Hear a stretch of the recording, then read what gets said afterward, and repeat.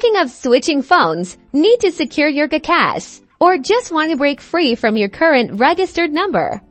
Let's dive right into unregistering your GCash account from your phone. First, open your GCash app. Make sure you have the latest version installed from your app store for the smoothest experience. Once you're in, tap on your profile icon, usually located at the bottom right corner of your screen. It often displays your profile picture or initials. On your profile page, scroll down until you find the Help Center or Support option. Tap on it to proceed.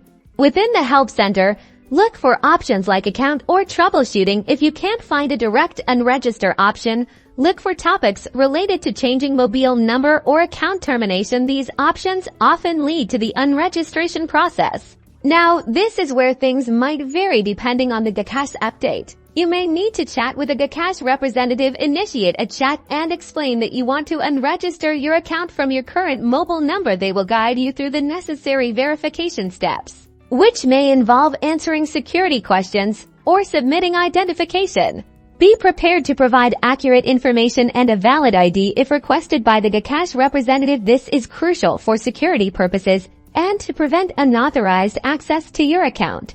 After completing the verification process, the GCash representative will process your request. You should receive a confirmation message or email once your account is successfully unregistered from your mobile number, and there you have it.